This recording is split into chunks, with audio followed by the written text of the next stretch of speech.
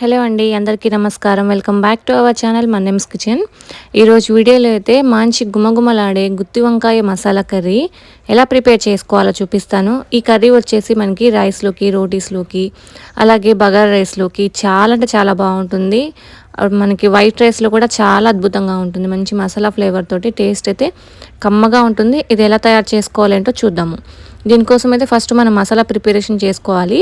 ఇప్పుడైతే కళాయిలోకి అయితే ఒక 2 టేబుల్ స్పూన్ల వరకు పల్లీలు వేసుకొని వీటిని దోరగా వేయించుకోవాలి. ఇవి సగం వరకు వేగిన తర్వాత ఒక 2 టేబుల్ స్పూన్ల వరకు ధనియాలు కూడా వేసుకొని అవి కొద్దిగా వేగిన తర్వాత కొన్ని జీడిపప్పులు, అలాగే దాల్చిన చెక్క, లవంగ, యాలకులు, షాజీరా ఇవి కూడా వేసుకొని మరి కొద్దిసేపు ఫ్రై చేసుకోవాలి. ఇవన్నీ ఫ్రై అయిన తర్వాత ఫైనల్గా కొంచెం కసూరి మేతి, ఒక 1 టేబుల్ స్పూన్ వరకు నువ్వులు కూడా వేసుకొని అవి కాస్త చిట్పట్లాడేంత వరకు బాగా వేయించుకోవాలి. ఇవి వేగిన తర్వాత పూర్తిగా చల్లారిన తర్వాత ఒక మిక్సీ జార్లోకి అయితే వేసుకోవాలి.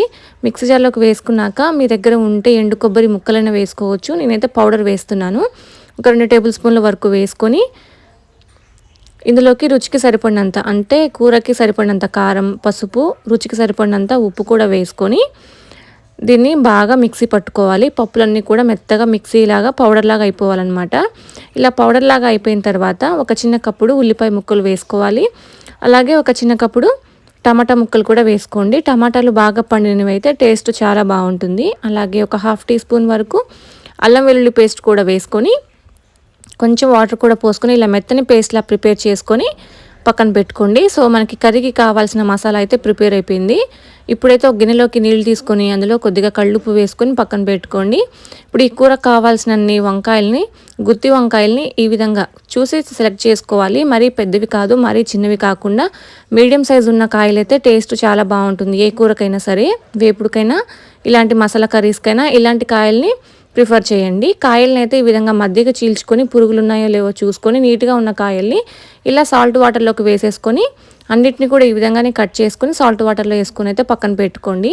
సో ఇలా చేయడం వల్ల వంకాయలు నల్లబడకుండా ఉంటాయి, అలాగే కండ్రెక్కకుండా, చేదెక్కకుండా ఉంటాయి అన్నమాట.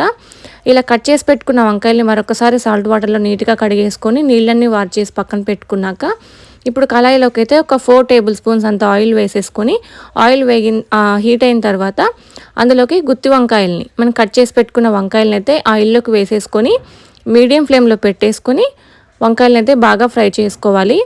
ఈ విధంగా ముందుగా వంకాయలు నూనెలో వేయించి చేయడం వల్ల కర్రీ టేస్ట్ చాలా బాగుంటుంది. చూసారు కదా, వంకాయలు అనేవి ఈ విధంగా పైన స్కిన్ అంతా కూడా కొంచెం ఉడికినట్టుగా ఉంటే సరిపోతుంది. నూనెలో ఇలా వేగాలన్నమాట. ఇలా వేగిన వంకాయలను అయితే ఒక ప్లేట్లోకి తీసుకుని అయితే పక్కన పెట్టేసుకోండి.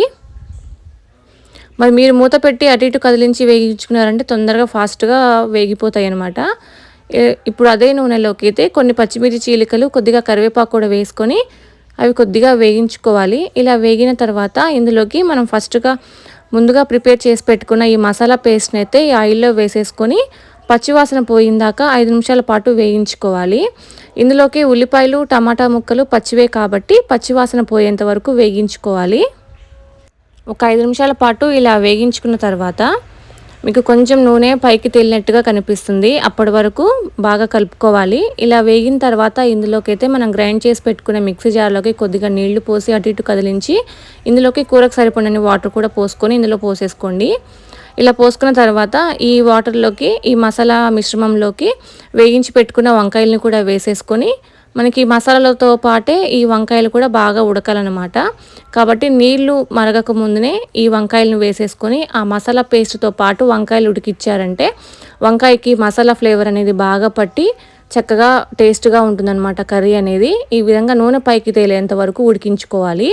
చూసారు కదా, గుత్తి వంకాయ మసాలా కర్రీ చాలా ఫాస్ట్గా తయారైపోయింది. మనం మసాలా పేస్ట్ ఒక్కటి ప్రిపేర్ చేసి పెట్టుకున్నామంటే చక్కగా మసాలా కర్రీ రెడీ అయిపోయింది. మీరు ఇందులో ఏమీ యాడ్ చేయాల్సిన అవసరం లేదని ఫస్ట్లోనే యాడ్ చేసాము. మీరు కావాలంటే కారం, ఉప్పు అనేది మీరు సరి చూసుకొని వేసుకోవచ్చు ఈ స్టేజ్లో. ఇలా చిక్కగా అయిన తర్వాత స్టవ్ ఆఫ్ చేసుకోండి, సరిపోతుంది. దీన్ని మనం రోటీస్లోకి తినొచ్చు, అలాగే బగారా రైస్లోకి కాంబినేషన్గా తినొచ్చు, మనం వైట్ రైస్లోకి తినొచ్చు, పుల్కాలోకి తినొచ్చు. ఎలా తిన్నా కూడా కర్రీ మాత్రం చాలా బాగుంటుంది ఈ గుత్తి వంకాయ కూర. నేను చెప్పిన ప్రాసెస్లో ఒక్కసారి ట్రై చేసి చూడండి, చాలా బాగా వస్తుంది. ఎవరు చేసినా సరే ఈ ప్రాసెస్లో చేయడం వల్ల రుచి బాగా కుదురుతుంది. ఇలా మీరు తప్పకుండా ట్రై చేయండి. అండ్ ట్రై చేసి ఎలా వచ్చిందో నా కామెంట్ సెక్షన్‌లో కామెంట్ చేయండి. కొత్తగా చూస్తున్న వాళ్ళైతే నా ఛానల్‌ని సబ్స్క్రైబ్ చేసుకోండి. Thank you.